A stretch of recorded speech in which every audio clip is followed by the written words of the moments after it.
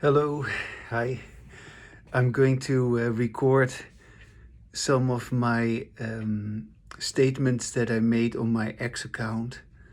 And I want to read these statements because I know that when you read these statements, they probably come across as very dry or very, what is it? Maybe, I don't know, maybe too rational or something like that, or too unappealing, because I'm not trying to appeal to anybody, of course. I'm simply stating what I'm able to state with my embodied language. So here I go into my first statement.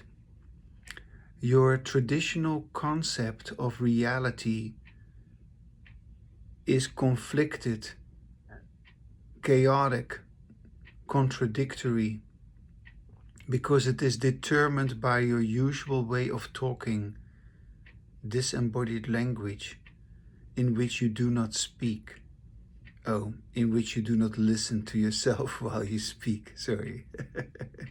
So that is a very important sentence. I read it again just so you get it. The traditional concept of your reality, so how you describe your reality, it is conflicted always. It is chaotic. It is contradictory. Why? Well, it is determined by your way of talking, disembodied language, in which you do not listen to yourself. Do you hear me? I listen to myself. So I have embodied language.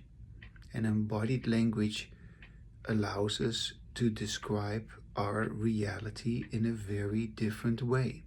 And that is what these statements are about. So, as I will continue to read these statements, I will refer to disembodied language as the incorrect way of expressing our reality, because we're still expressing our reality, of course, but incorrectly. That's why there's always trouble. That's why there's always problems. That's why there are so many contradictions. So many questions remain unanswered. But in embodied language, we describe our reality correctly. We listen to ourselves, and all our questions are asked by us and are answered by us. We have our own questions. We have our own answers. Yeah.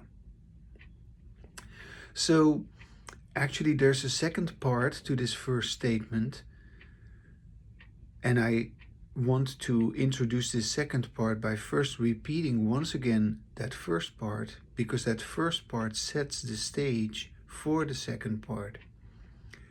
Your traditional concept of reality is conflicted, chaotic, disorderly, yes, and contradictory, as long as it is determined by your usual way of talking, disembodied language, in which you do not listen to yourself while you speak. However, when you finally begin to listen to yourself while you speak,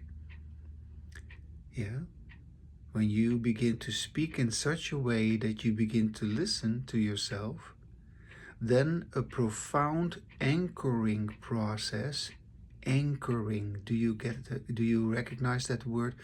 A profound anchoring process occurs because your embodied language expresses your individually lived experience correctly. So you become anchored into your own reality, rooted into your own reality, grounded into your own reality, because of the expression of your individually lived experience with your embodied language. All right, that was the first statement. Now I go to the second statement. Your reality simply cannot be expressed with your disembodied language, because your disembodied language is your unaddressed way of talking, in which you, without realizing it, do not listen to yourself while you speak. Since each of us neurally behaves their own reality, everything depends on how we use our language. Disembodied language is the incorrect way of using your language. Only embodied language, in which you listen to yourself while you speak, describes your reality, your individually lived experience, correctly. So this statement, that you cannot describe your reality with your disembodied language, is so important. Because what is disembodied language? Disembodied language makes you describe your reality in terms of how others tell you to describe it. You never use your own language to describe your own experience in disembodied language, because you do not listen to yourself. So yes, as you begin to distinguish between your usual way of talking, in which you do not listen to yourself, and the new way of talking in which you listen to yourself, as you begin to recognize that, wow, I can stop my disembodied language, I can have embodied language, then you begin to describe your reality correctly. Then you use your own words, your own language. You do not have to use these words that I am having. You use your own words, your own way of describing your reality, what is happening with you. And I would like you to know that if you describe your reality correctly, if you use your embodied language to describe your individually lived experience, if that happens, you will notice that it happens, because you feel incredibly relieved. You feel so grateful. You feel so loving. You feel so liberated. You have now used your language correctly. The third statement: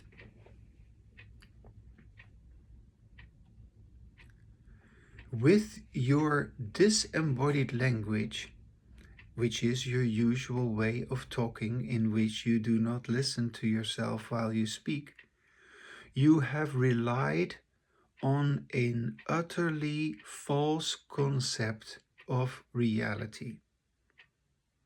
So what you believe yourself and others to be is wrong, is false, is based on disembodied language, in which you didn't listen to yourself while you speak. And of course, others are just like you, engaging in disembodied language. So, your disembodied language can only produce an utterly false concept of reality, in which you, one, have a self-defeating belief in the illusion of inner language. So you believe in disembodied language, that language happens inside of you. That's not true. It is false. Language is always overt. So language is spoken, and then you can hear it. Language is written, then you can read it. It is overt. Language is not occurring inside of you. You have brain cells, yes, you have neurotransmitters, you have a nervous system, but there's no language inside the body. So when we speak about inner language, what we supposedly think, or what we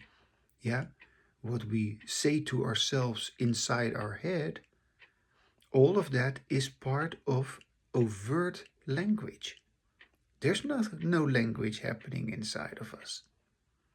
So again, with your disembodied language, you have unknowingly relied on an utterly false concept of reality in which you have believed self-defeatingly. You have completely undermined yourself by believing in inner language, in what I call the illusion of inner language. And you have also believed in the illusion of an external environment.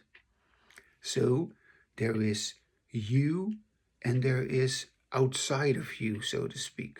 There's an inner you and there's the environment outside of you, separate from you. All of that is an illusion created by your disembodied language.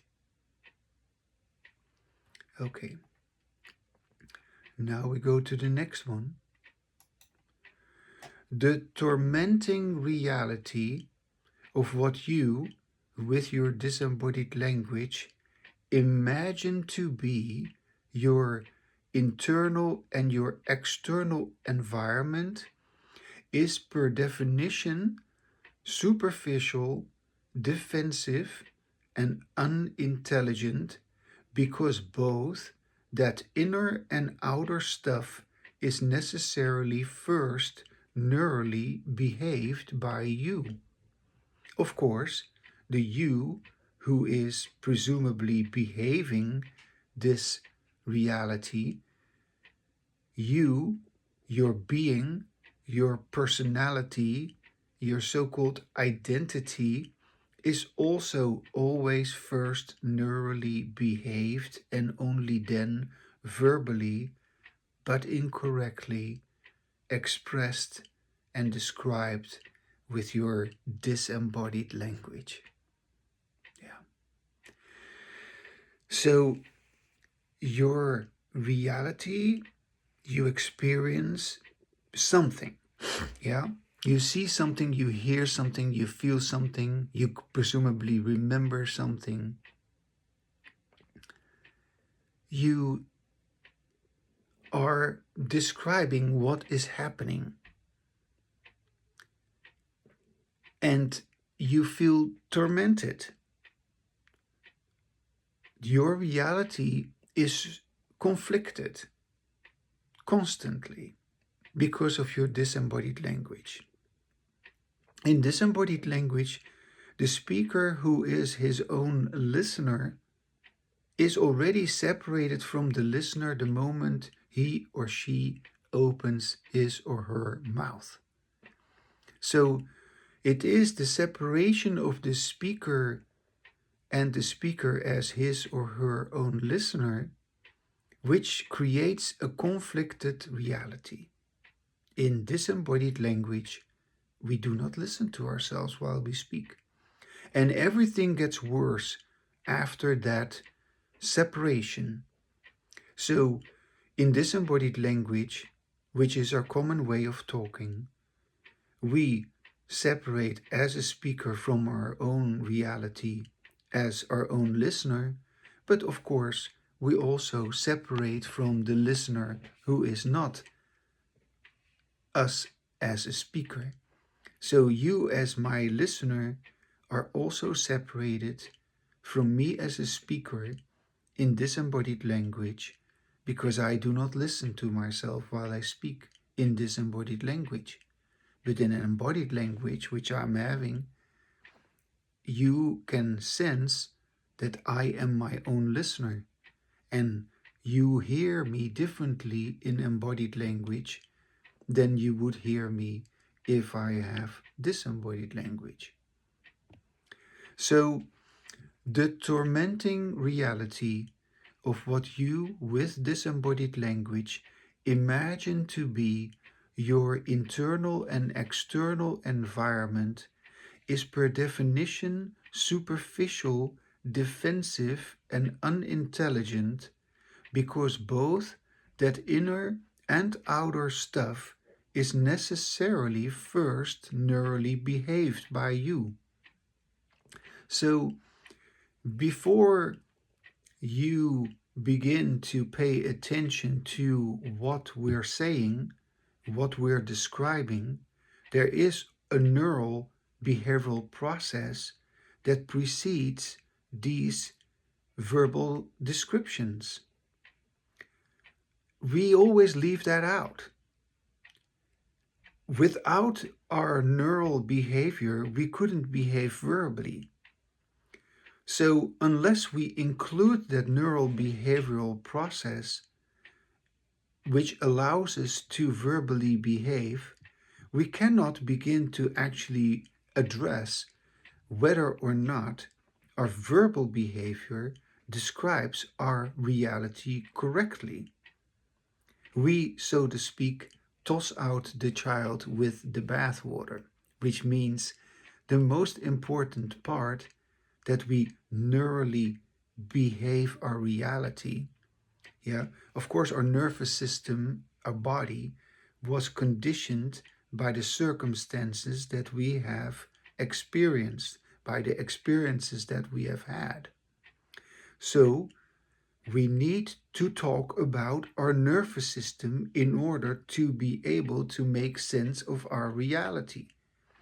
If our nervous system has been affected by whatever it is that we have gone through, due to which we are permanently engaging in disembodied language in which we're not listening to ourselves while we speak, then our nervous system is, as I've said in a previous post, our nervous system is basically hijacked by what you could describe as a Stockholm syndrome, because we are permanently experiencing, whether it is true or not doesn't even matter. Our nervous system is conditioned to produce this experience. We are constantly experiencing a sense of threat. So our nervous system, our autonomic nervous system, is jacked up. We are in what they call a fight, flight, freeze response. Only if we listen to ourselves while we speak can we use our language to regulate our nervous system to a sense of well-being. Because in embodied language, we hear a different sound. We hear the sound of our well-being. In disembodied language, we produce the horrible sound of our stress, of our fear, of our hatred, our defensiveness, our yeah, our distraction, are constantly being in a fight response, trying to run away, trying to avoid. We cannot just be in reality, we cannot be in our own experience. And once we have the correct way of describing our reality, we begin to also recognize, of course, that our reality is beautiful, our reality is magnificent, our reality is our sense of well-being. Yeah, when we mistake our stress, our conflict, our problem, everything that's wrong, when we mistake that as our reality, we miss out on what reality is. Yeah. So again, with our embodied language, we describe our reality correctly. Then we express our, yeah, you could say this is called sympathetic versus parasympathetic activation. Yeah, when we are feeling at ease, that's called parasympathetic activation. And so here you hear me talk with a sound which expresses the parasympathetic activation. And uh, polyvagal theory also talks about this. That has to do with the ventral nerve of our autonomic nervous system. Yeah, I do not exactly know how to express this, but it has to do with the fact that there is no fight, flight, freeze response going on at this moment. So there is no aversive stimuli happening when I engage in embodied language. Yeah. So embodied language occurs in a non-aversive environment. And here it is. I am fully regulated and I describe my reality correctly. So I'm not tormented. I'm not conflicted. I'm not stressed out. I'm not distracted. So I read again this statement.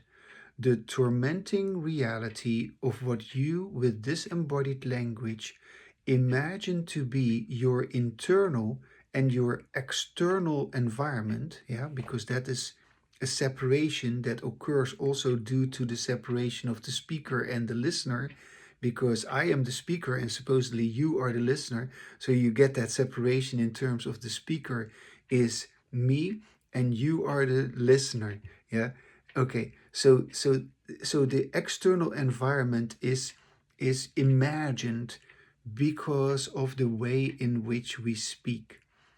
The tormenting reality of what you, with disembodied language, imagine to be your internal and external environment is per definition superficial, defensive, and unintelligent. Yeah, we cannot really get to our intelligence, and our intelligence is, of course, not only the correct way of using language, but using the language that we have. Yeah, you have a certain repertoire, but are you using that repertoire to your advantage? Which means, are you actually using all the words that you have to describe what you are experiencing?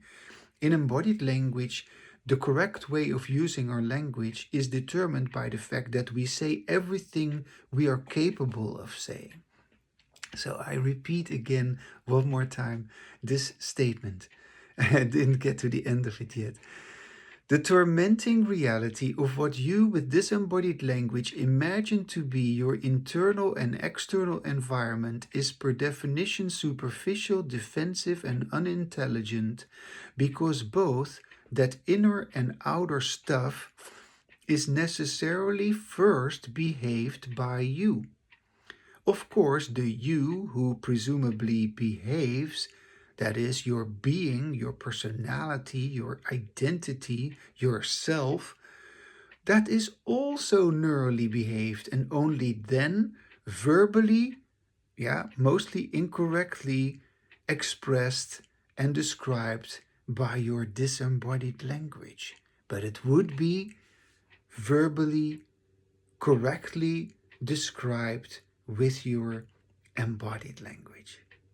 Okay, the next statement here.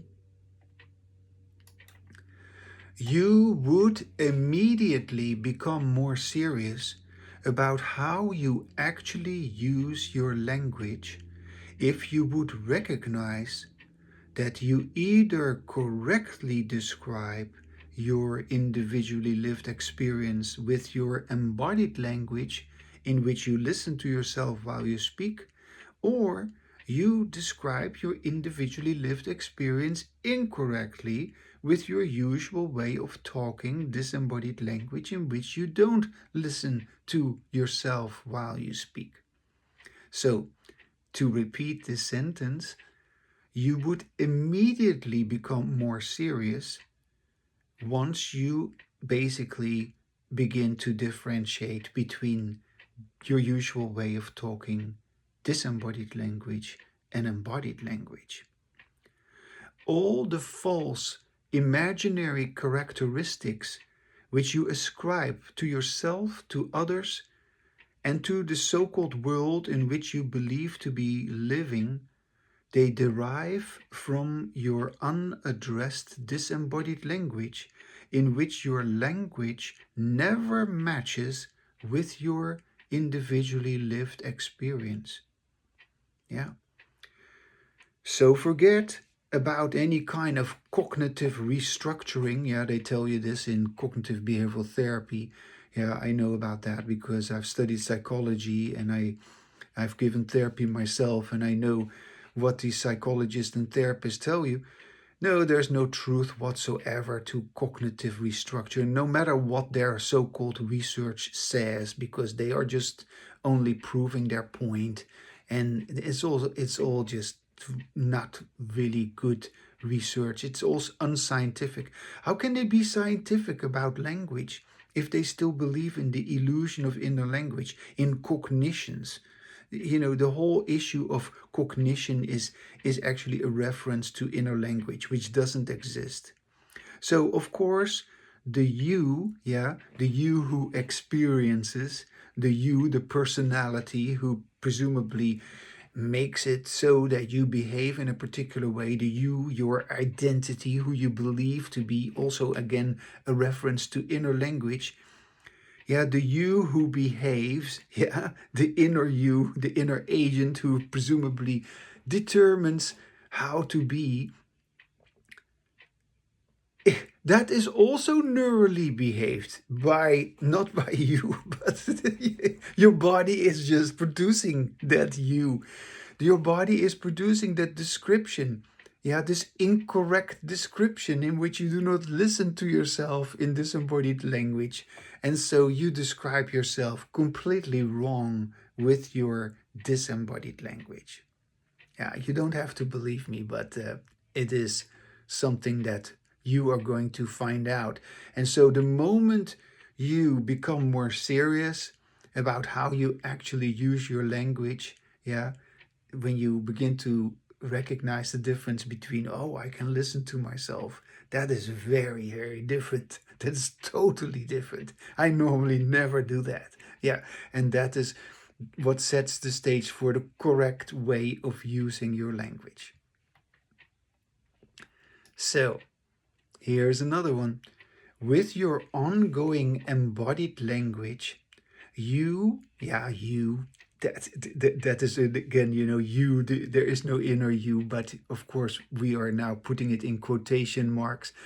You finally can begin to calmly tell yourself, and here again yourself also in quotation marks, you can finally begin to talk with yourself. There never existed any inner language. There never was a mind, an internal conversation inside your head. Yeah. But there also never was an external entity. Yeah, you believe yourself to be some sort of a person, an external entity who presumably had inner feelings, who existed standing apart from an external environment. All of this could never be articulated in disembodied language, which always rationally left out that we neurally behave our verbal descriptions of our reality. Yeah. Yeah. So I know these are dense sentences and they need to be unpacked. Yeah. And so I hope in this video I do a little bit of that unpacking. I read it one more time just so to sort of clarify any point that I would like to further elaborate on. With your ongoing embodied language, you with quotation marks, because there is no inner agent who behaves your verbal behavior. There's only verbal behavior, and that you is also verbal behavior. And neural behavior, of course. And so you disappear in that process. Do you get it? Yeah. So with your ongoing embodied language, you can finally begin to calmly tell yourself, there never existed any inner language, mind, or internal conversation inside of your head. But there also never was an external entity, a person, who presumably had inner feelings, who existed standing apart from an external environment. All of this could never be articulated in disembodied language, in which you didn't listen to yourself. You could never talk like this in disembodied language, which always rationally left out that we neurally behave our verbal descriptions of our reality. So the fact that I'm able to have embodied language is because neurally I'm at ease. I'm not stressed. I'm not worried. I'm not conflicted. I'm not threatened. That is why I can express that I, as a person, do not exist. I, as a person, have disappeared in this neural verbal behavior, which I call embodied language. And I might as well just run ahead a little bit here. Yeah, when you have ongoing embodied language, you are obviously experiencing your language enlightenment. Yeah. Okay. Oh, there are a couple more. So with ongoing embodied language, we are able to logically, coherently, and experientially describe the reality of who we are. When we speak about internal or external environments, we are always linking to internal neural verbal behavior we're always linking to internal neural behavioral processes which are always overtly expressed since covert language doesn't exist. So this is another, you could say, elaboration which I find very poignant. Only with our ongoing embodied language are we logically, coherently, and experientially able to describe the reality of who we are.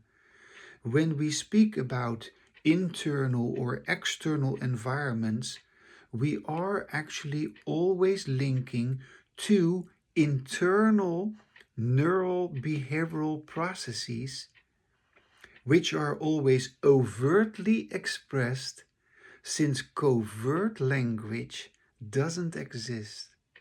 Yeah. So, putting it all together coherently and logically involves a modification of our autonomic nervous system. So we are not in a fight, flight, freeze response, obviously.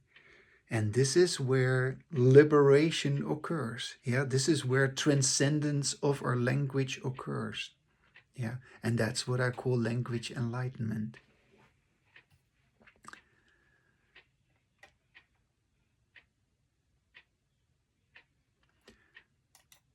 Here is another elaboration about this linking.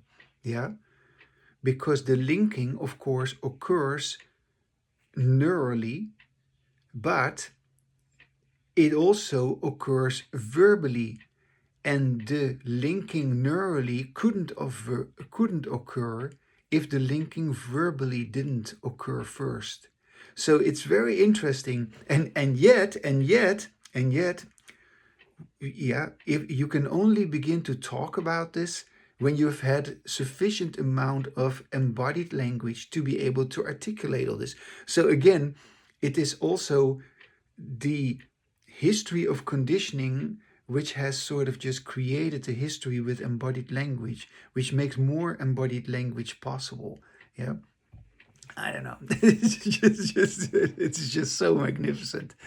So here again, the linking of internal environmental processes can only occur if we talk or write, if we overtly verbally behave and use our language correctly by listening to ourselves while we speak, if we do that, to speak or to write about our neurally verbally behaved internal or external environment.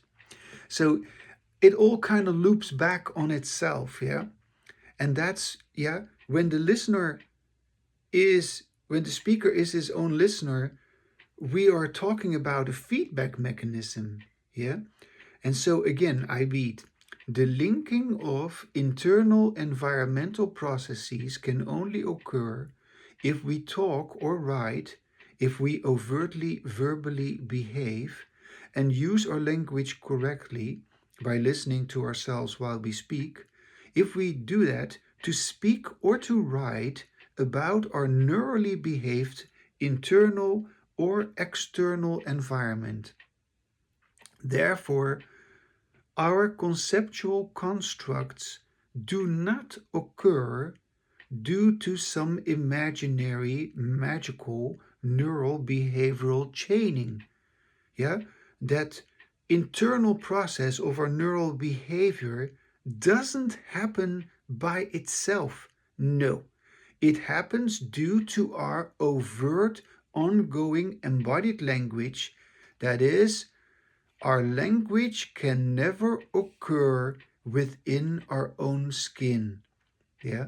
So the the neural behavior is modified by overt verbal behavior. Even though while we're having overt verbal behavior, the whole distinction between overt and covert dissolves. But this is just a way of describing it correctly. Yeah. And so you have to sit with it and begin to describe it to yourself, everything that's going on with you. And then you hear it, how it dissolves in your own description, with your own words, with your own rhythm. You do not need to use this technical language that I'm using here, but I find this language to be very important because it is, of course, behaviorologically correct, that this is how it is working. Yeah, this is scientific language, if you will. Yeah, this is not my personal experience. This is how it works for everybody.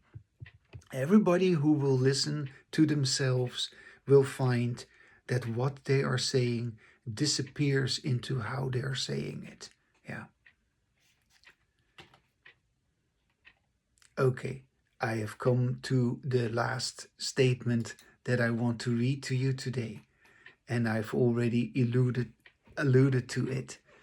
When we, with our ongoing embodied language, speak or write, yeah, I have written this, so I've already spoken about this, and then I write about it. So when we, with our ongoing embodied language, speak or write about what we, during previously unaddressed disembodied language, were still considering as our internal or our external environment, we find to our great surprise and relief that this inner-outer distinction completely vanishes. Now we use our language correctly, and everything that is described dissolves in this process. Yeah.